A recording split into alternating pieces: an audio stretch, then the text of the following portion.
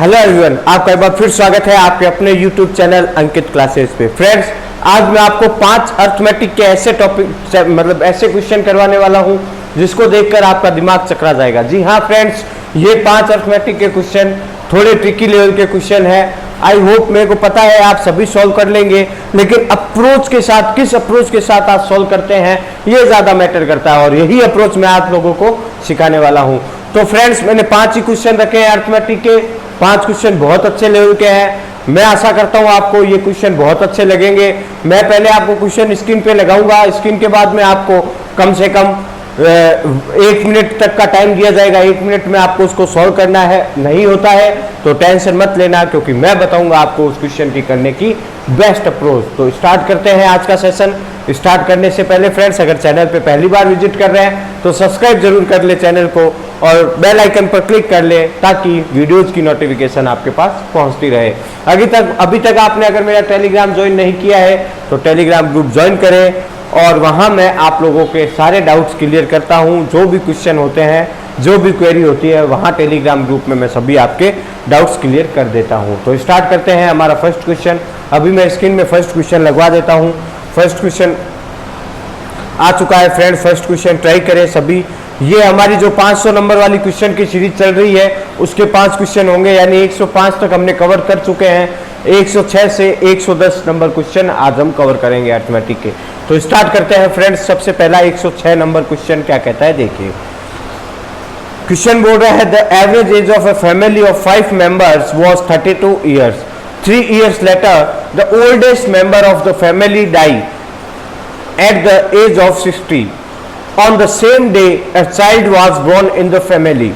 What would be the average age of the family 20 years after the death of oldest member? याद करें सभी student, इसका answer बताएं। आपके पास 1 मिनट का समय है, सभी ट्राई करें बच्चों।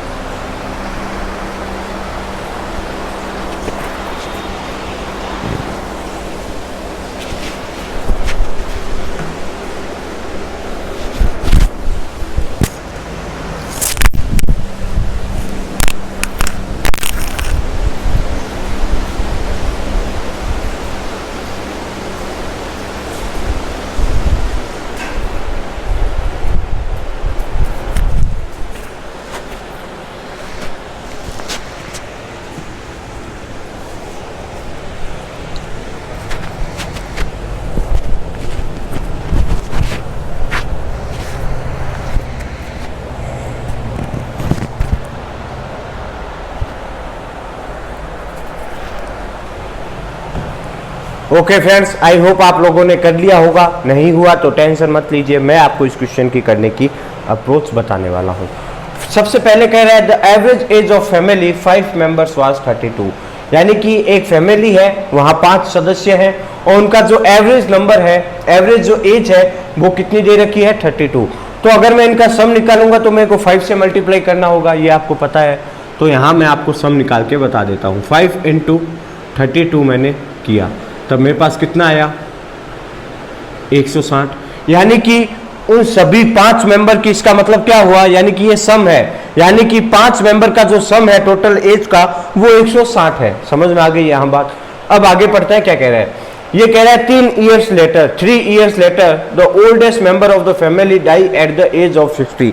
3 साल बाद में, यानी कि 3 साल बाद में अगर एक ओल्ड एज जो इनका मेंबर था, 5 में से मान लो एक कोई वृद्ध व्यक्ति होगा, ओल्ड एज मेंबर होगा, उसकी डाइड हो जाती है, यानी कि वो मर जाता है। तो क्या कह रहा है, ध्यान से समझे। 3 years later the oldest member of the family die at the age of 60। 3 साल बाद में परिवार का एक जो वृद्ध सदस्य है उसकी मौत हो जाती है।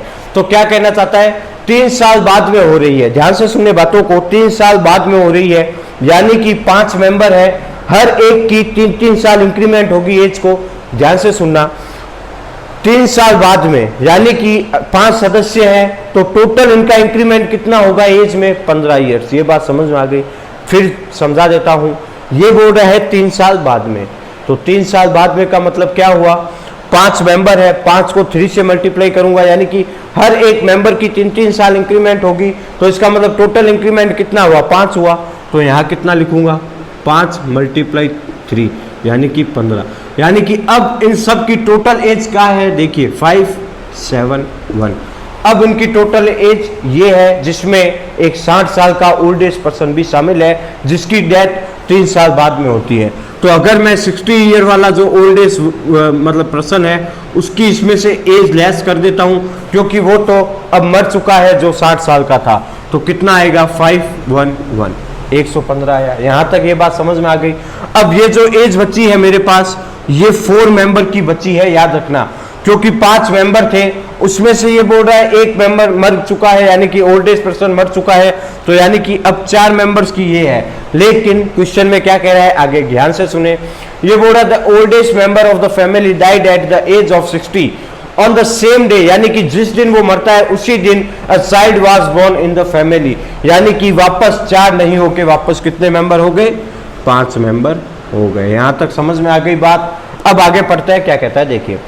ये बोल रहा है what would be the average age of the family 20 years after the death of oldest person, यानी कि यहां तक का क्या खेल था ये समझने का प्रयास करें। यहां ओल्ड एज पर्सन मर चुका था, उसकी एज हमने लेस कर दी, एक न्यू बॉर्न यानी कि न्यू बेबी इसमें जन्म हुआ, वो भी हमें इसमें इंक्लूड कर दिया। अब बोल रहा है जब ये जन्म होता है या जब ये मरता है, एक ही दिन की बात कर रहा है दोनों, क्योंकि क्वेश्चन में पता था।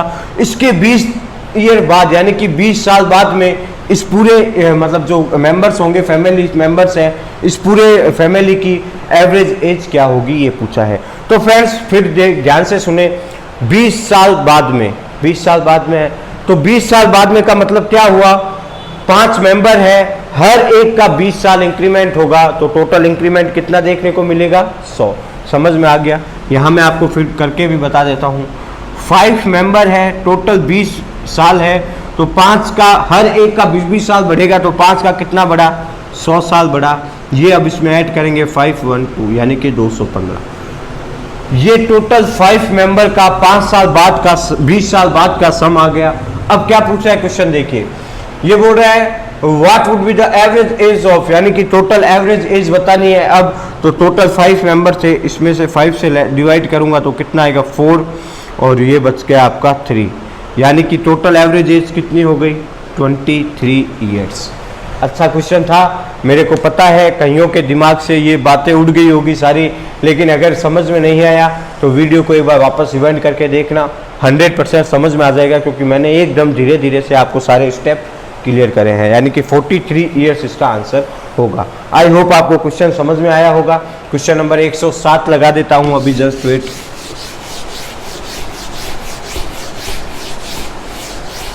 ओके फ्रेंड्स, क्वेश्चन नंबर 7, 107 आपके सामने है। क्या कहता है देखिए। ये बोल रहा है Amit, Shubham, Rakesh and Ramesh are 4 brothers. Their father divided his property among his 4 sons such that Amit's share is 40% more that Ramesh shares. Rakesh got 20% of the total property and his share is 5/8 times the share of Shubham. What percentage of the total property did Amit get? Question समझ में आ चुका होगा। Amit, Shubham, Rakesh 3-4 friends हैं, एक मतलब 4 भाई हैं। ये अपने जो इसके पिताजी होते हैं ये डिवाइड करते हैं अपनी प्रॉपर्टी को, जिसमें से अमित 40% मोर देन, अमित का जो प्रॉपर्टी होती है वो 40% ज़्यादा है किससे, रमेश की प्रॉपर्टी से। और राकेश को 20%, यानी कि राकेश जो है वो 20% लेता है टोटल प्रॉफिट का।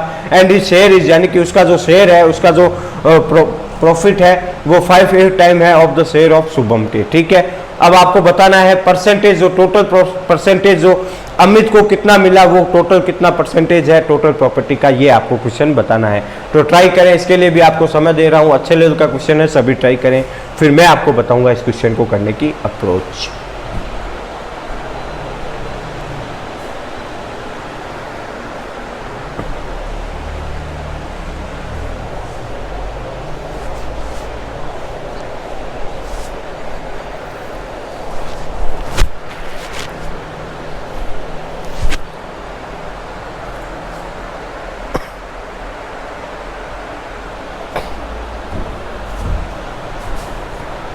आई होप क्वेश्चन हो चुका होगा आप सभी से, नहीं हुआ तो टेंशन ना ले, मैं अप्रोच बताने वाला हूं।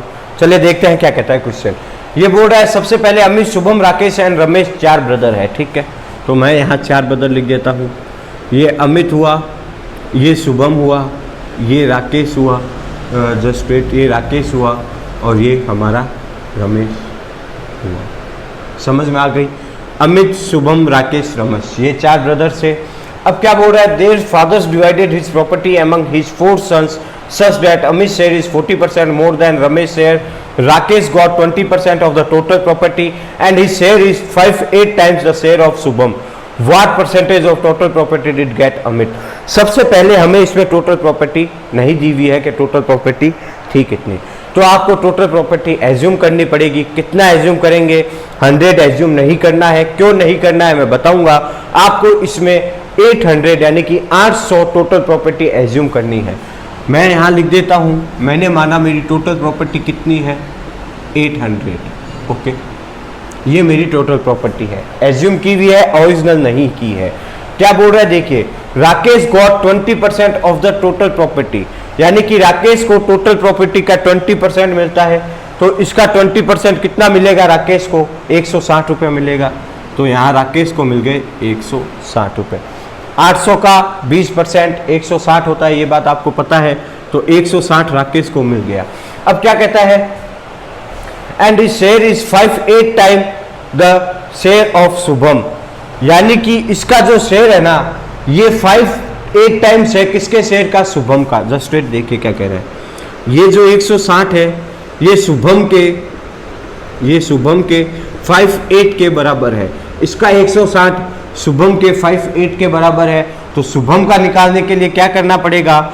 160 ये ऊपर चला जाएगा 8/5। समझ में आ गई? इससे मेरे को शुभम का मतलब शुभम की कितनी प्रॉपर्टी थी वो पता चलेगा। तो ये 5 से 3 टाइम गया और ये 2 टाइम गया। इसको मल्टीप्लाई की तो कितना आया? 256, यानी कि शुभम का इस 800 में कितना हिस्सा हुआ? 256। यहां तक किस किस को ये बात समझ में आ गई? समझ में आ गई बात मेरी? इस वजह से यहां मैंने 800 लिया, क्योंकि मुझे पता है 800 होगा और ये 160 है, तो ये पूरा डिविजिबल होगा। हमें कहीं पर भी पॉइंट का सामना नहीं करना पड़ेगा। समझ में आ गई यहां तक बात? तो मैं इस पार्ट को इरेज कर देता हूं ताकि आगे सॉल्यूशन अच्छे से समझा पाऊं। शुभम का 256 है इस 800 में और राकेश का 160 है इस 800 में। अब टोटल कितना हो गया इन दोनों का मिला के देखे तो कितना हुआ? 6 हुआ, ये 1 और ये 4, 416 हमें टोटल मिल गया। टोटल था कितना? 800 था, तो हमने 800 में से लेस किया। क्यों लेस किया अभी बता देता हूँ। 10 में से 6 गया 4, 9 में से 1 गया 8, 7 में से 4 गया 3, यानी कि अब हमारे पास जो ये 384 आए हैं, जस्ट वेट, अब हमारे पास जो ये 384 का अमाउंट बचा है इस 800 का, वो किसका पार्ट होगा? वो होगा अमित का और रमेश का। यहाँ तक समझ में आ गई बात? ये अमित और रमेश का पार्ट है। ठीक है, अब क्वेश्चन क्या कहता है, आगे पढ़े। ये बोल रहा है, सबसे फर्स्ट वाली लाइन को आप ध्यान से पढ़े। Amit share is 40% more than Ramesh shares. Amit, ये देखिए यहाँ मैं लिख देता हूँ, अमित और रमेश है। Amit share is 40% more than Ramesh share. 40% यानी 2/5 होता है, मेरे को बताने की जरूरत नहीं है, अगर आप मेरी क्लास को कंटिन्यू देख रहे हैं तो 2/5 हो रहा है। अमित का जो शेयर है, ये बोल रहा है अमित का जो शेयर है वो रमेश के शेयर से 40% ज़्यादा है। तो अगर मान लो रमेश का 5 रहा होगा तो 5 में 2 ऐड किया तो अमित का कितना हो गया? 7 हो गया। यहाँ तक किस किस को ये बात समझ में आ चुकी है? ये इनके प्रॉफिट का रेशियो आ चुका है। अब ये इनके प्रॉफिट का रेशियो है और टोटल इन दोनों का प्रॉफिट हमें पता है 384 है। तो इस 12 की वैल्यू कितने के बराबर है? इस 12 की वैल्यू 7 और 5 12 की वैल्यू टोटल प्रॉफिट कितना है इन दोनों का? 384 है। तो 1 की वैल्यू निकालूंगा 3 आएगा, फिर 2 यानी कि 32 आ गया। यहाँ तक किस किस को ये बात समझ में आ चुकी है? अब आगे क्या पूछ रहा है देखिए, ये बोल रहा है what percentage of the total property did Amit get. Amit को टोटल प्रॉपर्टी कितनी मिली? अगर 1 की वैल्यू 32 है तो 7 की वैल्यू क्या हो जाएगी? यहाँ मैं कर देता हूँ 4/22 यानी कि 224 हो जाएगी। टोटल प्रॉपर्टी कितनी एज्यूम की थी? 800, तो डिवाइड करेंगे 800 क्योंकि परसेंटेज पूछ रहा है और मल्टीप्लाई 100 करेंगे तो कितनी टाइम जाएगा?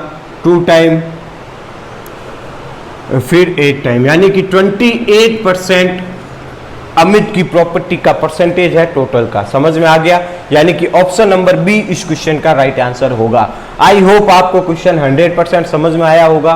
बेस्ट अप्रोच यही थी, इसके अलावा कोई अप्रोच नहीं है। अगर आप एक्स वाई मान के करोगे तो लेंथी क्वेश्चन बनेगा, लेकिन बेस्ट अप्रोच तो यही है। आई होप क्वेश्चन समझ में आया है। नहीं समझ में आया तो जब वीडियो ऑफलाइन हो जाएगा तो आप इसको रिवाइंड करके भी देख सकते हैं, आपके अच्छे से समझ में आ चुका होगा। क्वेश्चन नंबर 108 की ओर मूव ऑन करते हैं। ये भी सारे अच्छे अच्छे क्वेश्चन रखे हैं आज आप लोगों के लिए। मैं ये चाहता हूं कि आपको क्वेश्चन अर्थमेटिक क्या है फ्रेंड्स, ये आपको पता होना चाहिए। पढ़ो, रीड करो और आंसर दो, बस यही है। अगर आप अंदर से ये मतलब लाएंगे कि ये तो आता नहीं है, लेकिन तो वो कभी नहीं आएगा। आप पढ़िए क्वेश्चन को और जैसा जैसा क्वेश्चन बोल रहा है वैसा वैसा आप लिखते जाए, करते जाए, डेफिनेटली क्वेश्चन 100% सॉल्व हो जाएगा। वही अप्रोच मैं आप लोगों को दे रहा हूँ।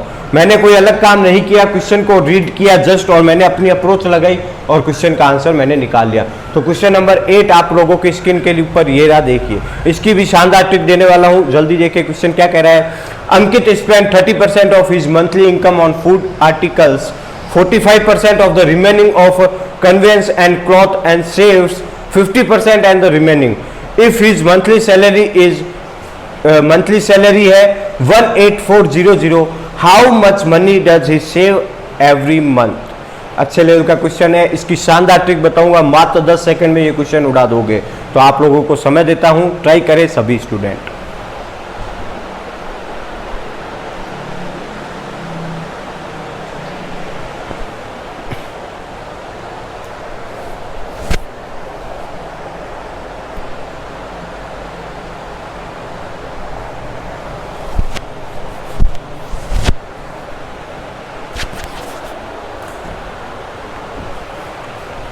अगर क्लास अच्छी लग रही है तो प्लीज़ लाइक ज़रूर करके जाए और चैनल पे अगर पहली बार विजिट कर रहे हैं तो सब्सक्राइब ज़रूर कर लेना और अपने फ्रेंड्स पे शेयर करें क्लास को। मैं गारंटी लेता हूँ अर्थमेटिक और मैथ और रीजनिंग ये सारे ऐसे करवा दूंगा, कोई भी क्वेश्चन आओ, चाहे मेंस का हो चाहे प्री का हो, आप 10 से 15 सेकंड में क्वेश्चन को उड़ा देंगे, ये मेरी गारंटी है। तो बने रहना चैनल के साथ एंड तक। ओके फ्रेंड्स, मैं अब करके बता रहा हूँ। आपको पता है ये इस टाइप के जब भी क्वेश्चन देखने को मिले तो सारा खेल किसका होता है, हमारी इनकम का और हमारी जो सेविंग रिमेनिंग रहती है उसका। ये दो ही पार्ट होते हैं और कुछ नहीं है। अब सारा खेल परसेंटेज का है, परसेंटेज से कैसे इस क्वेश्चन को उड़ाऊंगा, आप लोगों को भी कुछ नया सीखने को मिलेगा। देखिए कैसे ये बोल रहा है, Ankit spend 30% of his monthly income on food. 30% Ankit अपनी सैलरी का, अपनी मंथली इनकम का फूड पर खर्च कर देता है। यहाँ मैं आपको अप्रोच बता देता हूँ। 30% की फ्रैक्शन वैल्यू क्या होगी, 3/10, 3/10 हो गई। अगर 10 अंकित की इनकम रही होगी तो 3 अगर उसने खर्चा कर दिया होगा तो सेव कितना कर रहा है, 7। ये बात अगर समझ में आ गई तो फिर कुछ नहीं है। क्या कह रहा है देखिए, यहाँ मैं लिख देता हूँ सेविंग, जस्ट वेट, यहाँ मैं लिख देता हूँ इनकम आई से और यहाँ लिख देता हूँ सेविंग यानी एस। ठीक है, इनकम अगर पहले 10 रही होगी और खर्चा कितने का कर दिया, 3 का, यानी अब बचा कितना रहा है, 7, तो यहाँ आ गया सेविंग 7। समझ में आ गई पहली लाइन। नेक्स्ट लाइन क्या बोल रहा है, 40% ऑफ द रिमेनिंग। सबसे बड़ी बात क्वेश्चन की क्या थी, अगर आप 100 मान के करते तो यहाँ ध्यान देने वाली बात यह थी सेकेंड लाइन में कि 40% ऑफ द रिमेनिंग, यानी कि 100 का 30% निकाला तो 30 हुआ, फिर 70% जो बच गया उसका 40%। लेकिन इस अप्रोच के साथ करेंगे तो आपको ये जो रिमेनिंग वाली लाइन है ये अवॉइड करनी है, रिमेनिंग और का इसमें कुछ मतलब नहीं रहता। समझ में आ गई, इसलिए ये बेस्ट अप्रोच है 100 की कंपैरिजन में। तो ट्राई करते हैं, देखते क्या कहता है। 40% ऑफ द 40% अभी मैंने आपको बताया था क्या होती है, 2/5 होती है। अगर 5 मेरी इनकम रही होगी, 2 का मैंने खर्चा कर दिया तो 3 मेरी क्या हो गई, सेविंग हो गई। समझ में आ गई यहाँ तक। आगे क्या कहता है, 50% ऑफ द रिमेनिंग, यानी कि 50% जो है ये क्लॉथ एंड सेव्स 50%, यानी कि 50% बचा रहा है। 50% यानी 1/2 है। अगर 2 मेरी सैलरी रही होगी इनकम, 1 मैंने बचा लिया, खर्चा कर दिया तो 1 मैंने बचा लिया। यहाँ तक कितने बच्चों को ये बात समझ में आ गई कि ये कैसे आए रेशियो। अब क्या कहता है देखिए, यहाँ कितना हुआ, 100 हुआ, मल्टीप्लाई करने पर यहाँ कितना हुआ, 21 हुआ।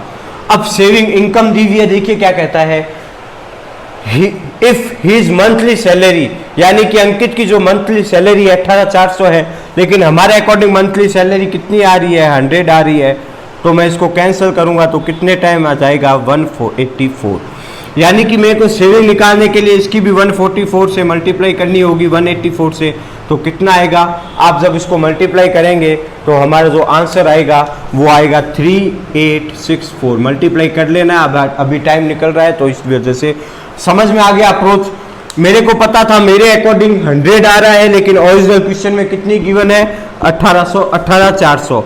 उसी तरीके से ये इसका कितना हुआ, 184 टाइम हुआ, तो हम इसकी सेविंग का भी, क्योंकि हमें सेविंग पूछा है, तो 184 टाइम करेंगे तो 3864 हमारा आंसर आएगा। आई होप आपको क्वेश्चन समझ में आया होगा। क्वेश्चन नंबर 4 की ओर यानी 109 की ओर मूव ऑन करते हैं, देखिए क्या कहता है। क्वेश्चन नंबर 9 जो 109 है वो बहुत अच्छा क्वेश्चन है, बहुत अच्छे क्वेश्चन लिया है मैंने। मिक्सचर एलिगेशन का एक ऐसा कॉन्सेप्ट देने जा रहा हूँ जिससे आपका दिमाग हिल जाएगा।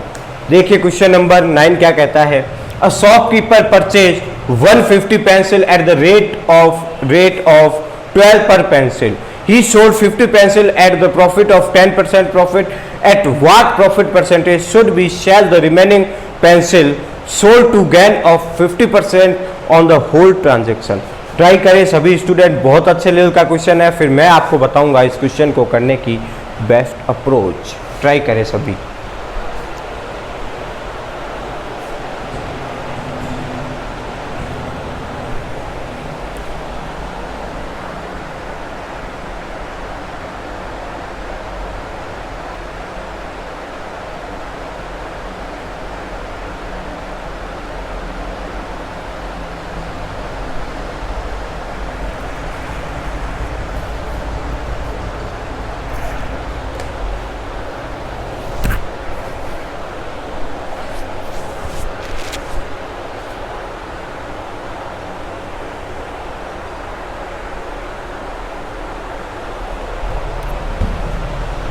आई होप आप लोगों ने कर लिया होगा। अब मैं इस क्वेश्चन को देखिए कैसे चुटकियों में उड़ा देता हूँ, किसकी मदद से, हमारे इसमें लगाऊंगा मैं मिक्सचर एलिगेशन, यानी कि एलिगेशन विधि से इस क्वेश्चन को हम बहुत ही आसान तरीके से कर सकते हैं। देखिए कैसे। ये बोल रहा है, एक शॉपकीपर है जो 150 पेंसिलें 150 पेंसिलें परचेज करता है, 12 पर पेंसिल की शॉर्ट से करता है, यानी कि 12 पेंसिल पर, मतलब 12 पर पेंसिल करता है, 150 पेंसिल, ठीक है। अब क्या बोल रहा है, ही sold 50 pencil at the profit of 10%। Total कितनी है पेंसिल, देखिए ये फर्स्ट और ये सेकंड, ठीक है। टोटल कितनी, पहले कितनी सोल्ड कर रहा है, 50 पेंसिल को सोल्ड कर रहा है, तो ये 50 पेंसिल कितने की रेट से कर रहा है, 10% प्रॉफिट, यानी कि 10% प्रॉफिट। आई होप आपको विजिबल हो रहा होगा। ये क्या बोल रहा है, अब देखिए ध्यान से, ये बोल रहा है at the what profit percentage should be sell the remaining pencil sold. Total कितनी पेंसिलें थी हमारे पास, 150 थी, 150 में से 50 इसने सेल कर दी, तो रिमेनिंग कितनी बची, 100, यानी कि ये यहाँ 100 सेल कर रहा होगा। अब इसका परसेंटेज पूछ रहा है, इसका परसेंटेज हमें दे दिया गया है, इसका पूछ रहा है कि कितने % पे सेल करना चाहिए ताकि होल ट्रांजैक्शन में 15% का प्रॉफिट हो, यानी कि ये वैल्यू हम 15% मिड वाली वैल्यू आ गई। अब ऐसा फॉर्मेट दिख रहा है तो 100% एलिगेशन लगेगा, तो एलिगेशन लगा दो स्टूडेंट, कोई ट्रैक करने की ज़रूरत नहीं है। यहाँ पहले तो आप आर्टिकल का रेशियो बना लो, तो यहाँ 1 और यहाँ 2 आर्टिकल का रेशियो आ गया, यानी 1 और 2 आर्टिकल का रेशियो आ चुका है। हमें पता है एलिगेशन में क्या सबसे इम्पोर्टेंट होता है, ये जो वैल्यू होगी ऊपर वाली वैल्यू एक इससे ज़्यादा होगी और एक इससे कम होगी। समझ में आ गई मेरी बात, ध्यान से सुने। एक वैल्यू इस वाले से ज़्यादा होगी और एक वैल्यू इस वाले से कम होगी, ये बात आप लोगों को पता है क्योंकि यही एलिगेशन का रूल है। तो क्या कहता है, देखिए यहाँ 10 में से 15 लेस किया तो कितना आया, 5, और यहाँ हमें x दिया हुआ है, x माइनस 15, तो हमें पता नहीं है। अब देखिए यहाँ आर्टिकल कितने थे, 2, तो यहाँ 5 है, तो मेरे पास एक की वैल्यू कितनी आएगी, 2.5 आएगी। समझ में आ गई मेरी बात, यानी इन दोनों का डिफरेंस 2.5, यानी कि 5 आ रहा तो यहाँ 2.5 आ गया। अब वैसे इसको करेंगे 1 की मल्टीप्लाई अगर मैं 2.5 से करूँगा, आई होप आपको विजिबल है, 2.5 से करूँगा तो कितना आएगा, 2.5 ही आएगा। अब देखिए फ्रेंड्स, मैंने आपको बताया था ये वैल्यू जो होगी है, ये वाली वैल्यू, एक वैल्यू इससे छोटी होगी और एक वैल्यू यहाँ वाली इससे बड़ी होगी। तो 15 है और 2.5 है, तो यहाँ कितना आएगा, 17.5 आएगा। ये परसेंटेज हो गया। अब इन दोनों को 17.5 में से अगर मैं 15 लेस करूंगा तो 2.5 मिल रहा है, यानी कि हमारे पूरा एलिगेशन का जो भी मेरे को चाहिए होती है सारी फॉर्मेलिटी पूरी हो रही है। इसका मतलब हमारे क्वेश्चन का आंसर क्या होगा, 17.5 हमारे क्वेश्चन का राइट आंसर होगा। आई होप आपको समझ में आ चुका होगा कैसे मैंने एलिगेशन से इस क्वेश्चन को उड़ा दिया मात्र 10 सेकंड में। समझ में आ गई बात। सबसे पहले 50 आर्टिकल दिए हुए थे, टोटल आर्टिकल 150 थे। 50 अगर इसमें 10% में बेच रहा है तो रिमेनिंग 100 होंगे। 100 x% में बेच रहा है, क्योंकि हमसे ये x ही पूछा है कि ये कितने परसेंट में बेचेगा। होल ट्रांजैक्शन 15%, हमने पहले रेशियो लिया 1 और 2 आया। अब इसका रेशियो पूछा था x था, इसका हमें पता है 5 है, तो 2 की वैल्यू 5 के बराबर, 1 की वैल्यू 2.5 के बराबर। यहाँ ही 1 से मल्टीप्लाई करूंगा 2.5 को तो 2.5 आएगा। 15 में 2.5 किया तो 17.5 हमारा राइट आंसर होगा। आई होप आपको ये अप्रोच समझ में आई होगी। क्वेश्चन नंबर 110 जो इस क्लास का लास्ट क्वेश्चन है उसको करते हैं। मेरे को पता है सभी अच्छे लेवल के क्वेश्चन है, आप लोगों को बहुत कुछ इस वीडियो से नया सीखने को मिला होगा। क्वेश्चन नंबर 110 क्या कहता है, देखिए ये बोल रहा है B is 20% more efficient than A start the work and work for X days and then A is replace B completed the remaining work in X plus 8 days. Ratio of the work done by A and B is 2:3. In how many days A and B working together then complete the whole work? Time and work का अच्छा question है, सभी student इस question को try करें।